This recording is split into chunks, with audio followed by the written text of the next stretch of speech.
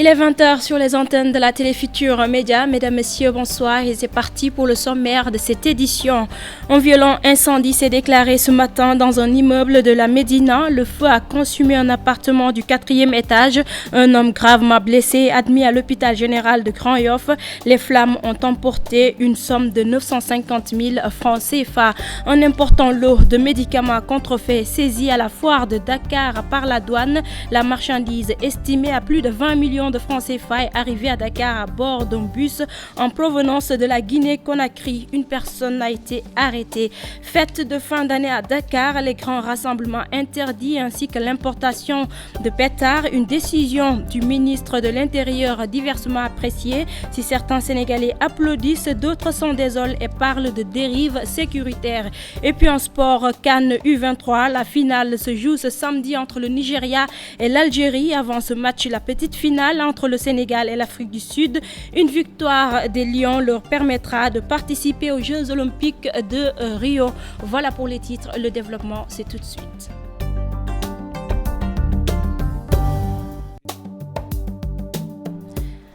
Bonsoir à tous et merci de nous recevoir chez vous. Une personne brûlée au second degré, des dégâts matériels et une somme de 950 000 francs emportée par les flammes. C'est le bilan d'un incendie qui s'est déclaré à la Médina. Pour le moment, les causes de l'incident ne sont toujours pas déterminées. La victime était seule à la maison au moment des faits. Elle a été admise aux urgences à l'hôpital général de Grand Yoff. Plus de détails avec Ibrahim Khan, Younous Diatta.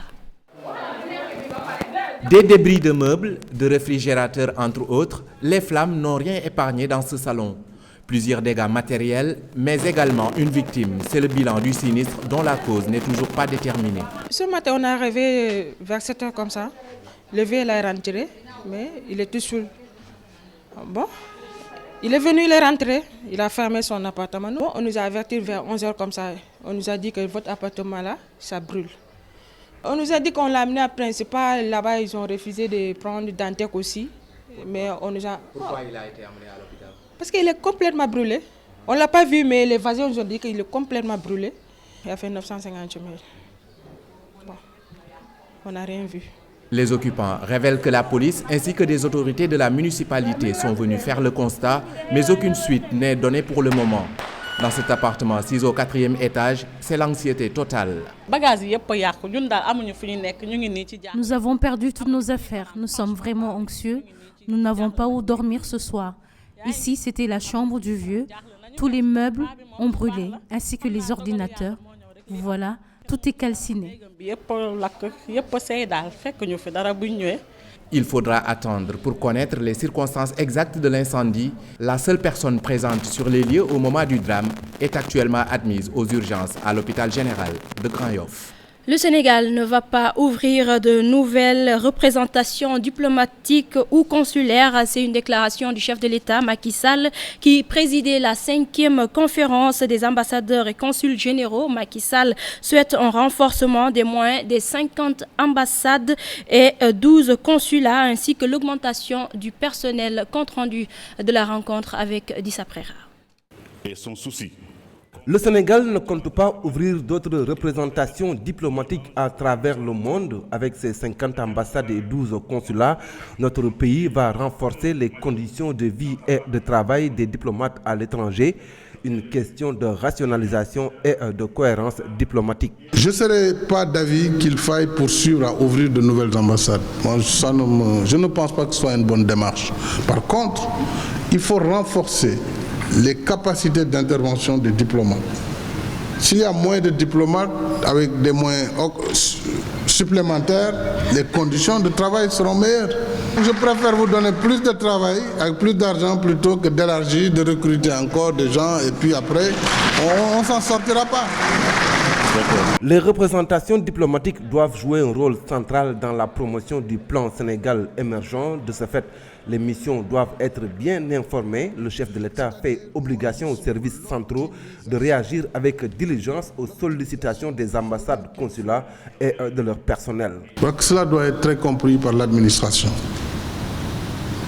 Par conséquent, je tiens à ce qu'ils soient dûment informés de toute mission officielle dans un pays relevant de leur juridiction. De même, les services de l'État doivent réagir avec diligence aux sollicitations de nos postes diplomatiques et consulaires.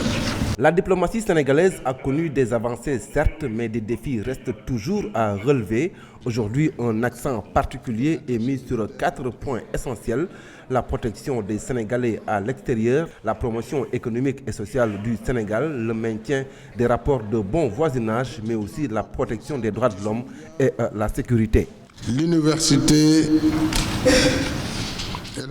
10 après, le chef de l'État qui était ce matin à Tivaouane annonce son soutien au ministre de l'Éducation nationale, Serigne Mbaye Thiam, dans son combat contre la non-transparence dans le système éducatif.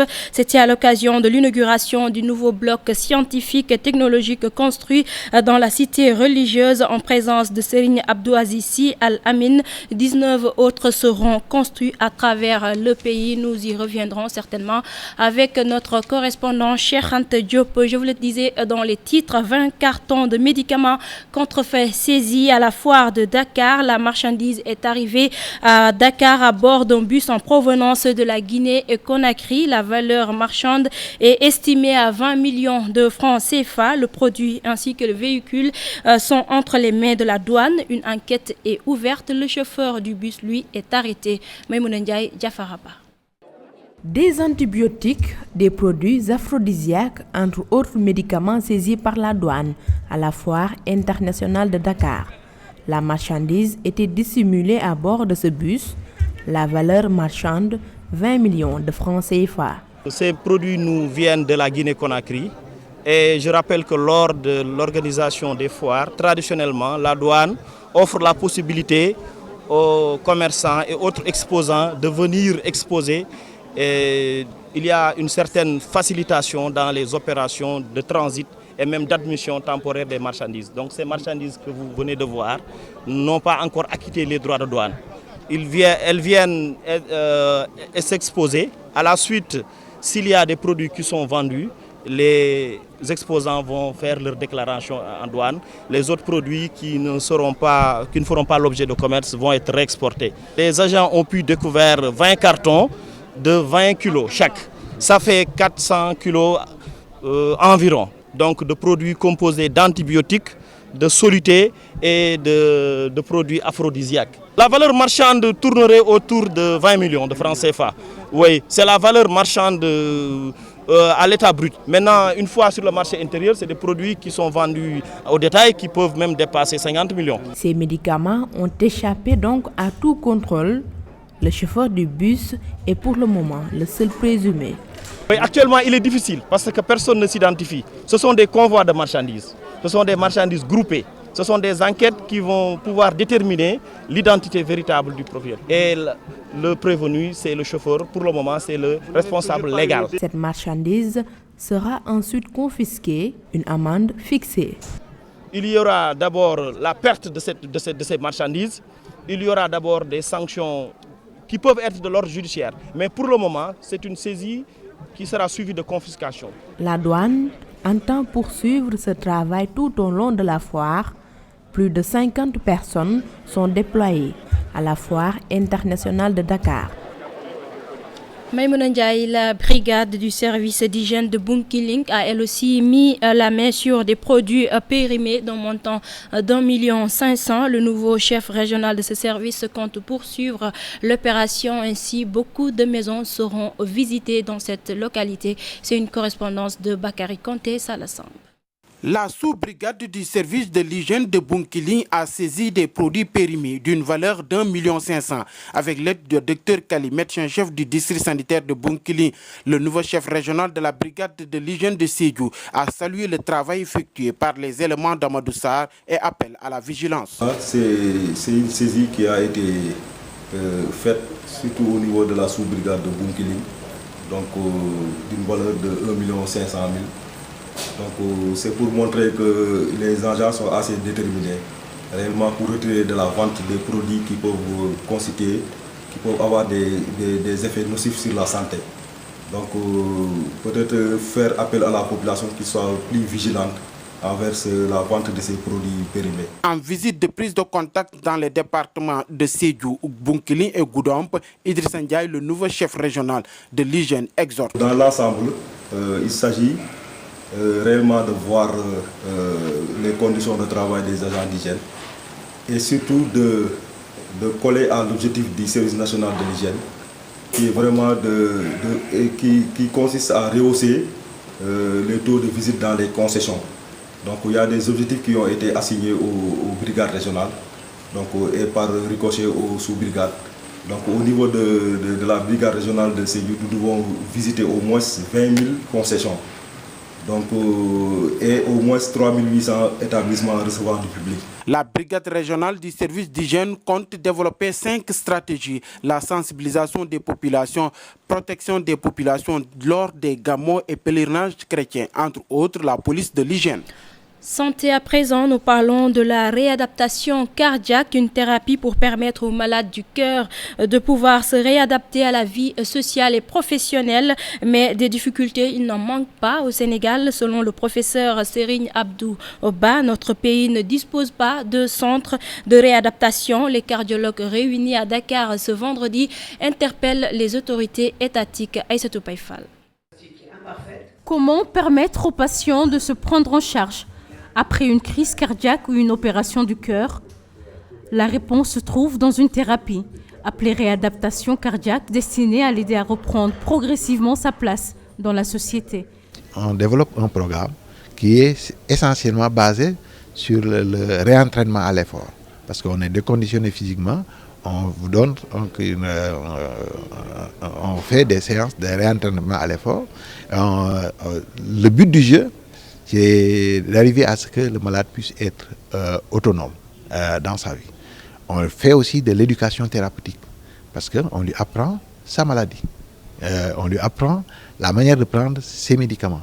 On lui apprend aussi à lutter contre tous les phénomènes qui ont amené la maladie, c'est-à-dire les facteurs de risque cardiovasculaire. Diabétique, il faut équilibrer le diabète. S'il a de l'hypertension, il faut équilibrer la tension. S'il a du cholestérol, il faut baisser le chiffre du cholestérol. S'il était tabagique surtout, il faut procéder au sevrage du tabac. Et il faut améliorer aussi son alimentation, conseiller parce que peut-être ce qui amène des maladies, c'est de mauvaises habitudes alimentaires. Au Sénégal, beaucoup de malades sont privés de ces soins. La durée de l'hospitalisation est aussi prolongée du fait du manque de structures adaptées. On n'a pas de centre dédié, donc on ne fait que des conseils. Et donc le but de ces journées de réadaptation, c'est d'inciter les pouvoirs publics à créer un centre de réadaptation cardiaque, parce que vous avez vu avec les exposés de ce matin qu'il n'y en a pratiquement pas en Afrique. Et ici, il y a rien, alors que cela pose un problème de santé publique aussi, parce que normalement quand quelqu'un fait un accident cardiaque et il est hospitalisé rapidement en unité de soins intensifs pendant 3-4 jours, ensuite il part dans ce secteur d'hospitalisation normale pendant une semaine, ça fait environ 10 jours d'hospitalisation, et normalement après il devait aller en centre de réadaptation. Là se trouve une équipe multidisciplinaire où se trouve le cardiologue, où se trouve le kiné, où se trouve le psychiatre, le tabacologue. En Afrique, aucun centre digne de ce nom n'existe. Cependant, on note des initiatives personnelles dans des pays comme le Bénin. 130 centres existent déjà en France, un nombre jugé insuffisant. Là où le Sénégal n'en compte aucun, le défi à relever est énorme, si l'on sait que le nombre de personnes vivant avec un handicap cardiaque est important. Nous parlons de tout à fait autre chose, les fêtes de fin d'année à Dakar, pas de grands rassemblements dans les lieux publics, mais aussi pas d'importation de pétards, une décision du ministre de l'Intérieur et de la Sécurité publique, une décision diversement appréciée, car si certains Dakarois approuvent cette décision au regard du contexte d'insécurité, d'autres s'en désolent. Disaprera Younous Diatta. Les guirlandes décorent les boutiques, les soldes battent leur plein. À Dakar souffle déjà un air de fête de fin d'année, mais décembre 2015 sera différent des autres années. Pour cause, le ministère de l'Intérieur et de la Sécurité publique a interdit les grands rassemblements à l'occasion de ces fêtes. une décision diversement appréciée. Je pense qu'aux grands mots, les grands remèdes, c'est-à-dire ça n'était jamais arrivé. Donc s'ils veulent l'interdire, c'est pour une raison bien valable. Bon, peut-être qu'ils peuvent nuancer, mais je pense que je suis quand même d'accord. Pour tout ce qui peut jouer à la sécurité, je trouve que c'est normal. En tant que ministre de l'Intérieur, je pense que le ministre de l'Intérieur parce que daf ci am ay sources yu wóor xam nga am na loo xam ne ni ñoom mën nañu am renseignement yoo xam ne ni ñun mënuñu ko wàcce ci suuf donc bu demee ba ñu wax ne bu ñu def ay pétard bu ñu rassemblé wu bu ñu def ni loolu suñu sécurité la ñun citoyen donc ñëpp dañ ci war a ànd. Pas plus tard qu'hier, il y a ma petite fille qui m'interpelle pour me demander est-ce qu'on ira à la place de l'Indépendance. Je lui ai dit que le ministre a refusé qu'on y aille. Il me demande mon avis, comme vous venez de le faire. Je lui ai dit que bon, c'est une affaire d'État. Bon, ce qui est sûr, c'est que on ne sait pas si nous sommes infiltrés ou pas, mais pour l'instant, en tout cas, c'est du wait and see, c'est une mesure qui a été prise, il faut la respecter. Autre interdiction qui risque de déplaire aux tout petits cette année, ils n'allumeront pas de pétards, son importation est interdite également par les autorités. Ce n'est pas la vente en tant que telle qui est interdite, mais les conséquences qui peuvent se cacher derrière. Bon, après, il ne faut pas s'arrêter peut-être à cette interdiction, mais pourquoi ils interdisent cela? Peut-être qu'il peut y avoir d'autres trucs qui se cachent derrière les pétards et tout, vous savez. À mon avis, c'est juste pour une raison de sécurité. Et la sécurité n'a pas de prix, on ne badine pas avec. Bon, nous vraiment dañ koy naxarlu man sens bi ma koy naxarloo ma quartier bi ma dëkk xale fa dëkk yëpp ñu ngi may xaar chaque année man maa leen di taaral pétard. Je suis indigné dans la mesure où c'est moi qui allumais chaque année les pétards pour les enfants dans mon quartier. Je pense que c'est une dérive sécuritaire. On a peut-être le droit d'avoir peur, sauf si on a tort. Les grands rassemblements interdits, les pétards aussi interdits. Décembre 2015 devra se célébrer sans faste, surtout à la place de l'Indépendance, lieu par excellence de rassemblement chaque 31 décembre. La menace djihadiste est passée par là. Dissa Prera, merci. À présent, l'actualité internationale, c'est avec Daniel Diouf. Des assaillants lourdement armés ont attaqué vendredi à l'aube deux camps militaires de Bujumbura avant d'être repoussés après plusieurs heures d'affrontement. De nombreux riverains contactés par l'agence France Presse ont fait état de combats particulièrement violents, marqués par des explosions et des tirs nourris d'armes automatiques. Un haut gradé de l'armée burundaise a fait état de dizaines de morts chez les assaillants et des pertes non précisées parmi les militaires. Les ambassades des États-Unis, de Belgique, de France, des Pays-Bas, tout comme l'ONU, avaient appelé vendredi leurs ressortissants et employés à ne pas quitter leur domicile. Encore des morts, au moins 7 civils tués vendredi matin dans un attentat suicide à Kolofata, localité de l'extrême nord du Cameroun. C'est un kamikaze qui a actionné sa charge sur un lieu de vente de beignets, selon une source sécuritaire de la région. 8 morts enregistrés sur place, dont le kamikaze. Tout est prêt pour le référendum du 18 décembre prochain au Rwanda. C'est du moins ce qu'a assuré la commission électorale. Cette consultation devrait entériner une réforme de la Constitution qui permettra à Paul Kagame de se représenter en 2017. Cette réforme a déjà été votée par le Parlement en novembre. Êtes-vous d'accord avec la Constitution de la République du Rwanda, telle que révisée pendant l'année 2015? Oui ou non? Telle sera la question posée aux quelques 6 400 000 électeurs rwandais lors du référendum la semaine prochaine. La Tunisie qui a réouvert sa frontière terrestre avec la Libye, elle l'avait fermée après l'attentat suicide du 24 novembre à Tunis, un attentat qui avait été revendiqué par le groupe État islamique. La décision de fermer la frontière avec la Libye pour au moins 15 jours avait été prise par le Conseil de la sécurité nationale le 25 novembre, au lendemain de l'attaque suicide contre un bus de la sécurité présidentielle. Le drame avait fait 12 morts, tous des agents de la sécurité présidentielle. L'Arabie saoudite, où les femmes pourront voter ce samedi, et certaines d'entre elles d'ailleurs candidates aux élections municipales dans le royaume. Une première, jusqu'à présent, elles n'avaient pas le droit de vote. La campagne électorale s'est achevée jeudi soir. Quelques 130 000 femmes sont officiellement inscrites sur les listes électorales. Le pays est ultra-conservateur, les femmes ont des droits très limités. Il leur est par exemple interdit de conduire une voiture. Le scrutin de samedi permettra de désigner les 284 conseils municipaux du royaume.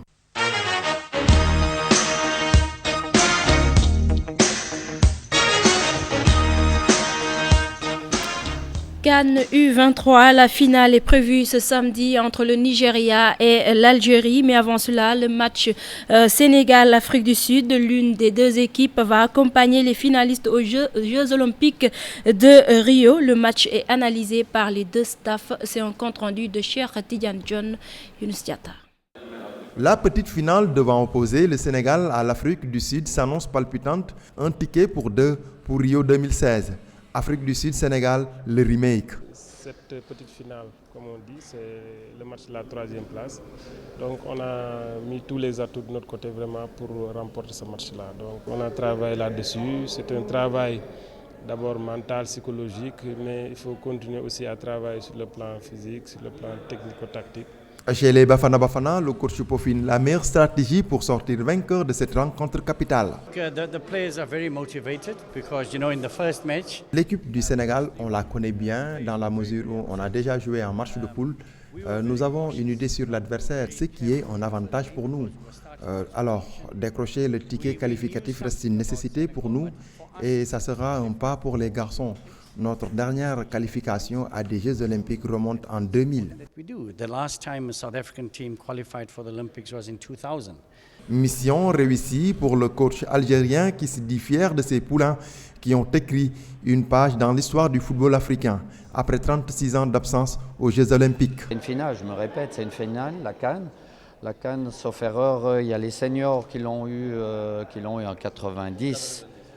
Autrement, au niveau des moins de 23 aux Jeux Olympiques, il y a un pays derrière quand même. C'est 40 millions d'habitants, c'est 40 millions d'entraîneurs ou entraîneuses qui sont derrière nous et il ne faut pas les décevoir. Pour l'adversaire de l'Algérie en finale, le Nigeria, Sia Samson dit avoir atteint son objectif en décrochant le ticket qualificatif. Le staff technique des Green Eagles veut soulever le trophée continental. Nous travaillons d'arrache-pied pour soulever la coupe. Je crois aussi que nous avons atteint une bonne partie de notre objectif. Actuellement, tous les supporters nigériens prient pour nous. Nous avons décidé de mettre une attaque pointue et une bonne défense. Sénégal-Afrique du Sud, toujours du côté de l'infirmerie, il n'y a rien à signaler selon le coach adjoint Badara Sarr que nous allons écouter. Donc c'est des coups que les joueurs ont reçus, donc on a cru bon de les reposer pour le reste de la séance, mais sinon c'est des blessures, des blessures qui ne peuvent pas empêcher un footballeur de prendre part à ce match-là. Je pense que mercredi, comme vous l'avez bien dit, c'était une soirée de défaite. Donc ce n'est pas de gaieté de cœur de pouvoir perdre un match comme on l'a perdu l'autre jour. Je pense que dans le contenu, on n'était pas ridicule. Peut-être sur le nombre des occasions de but aussi, on n'était pas ridicule. Peut-être c'est sur le plan de l'efficacité qu'on a péché.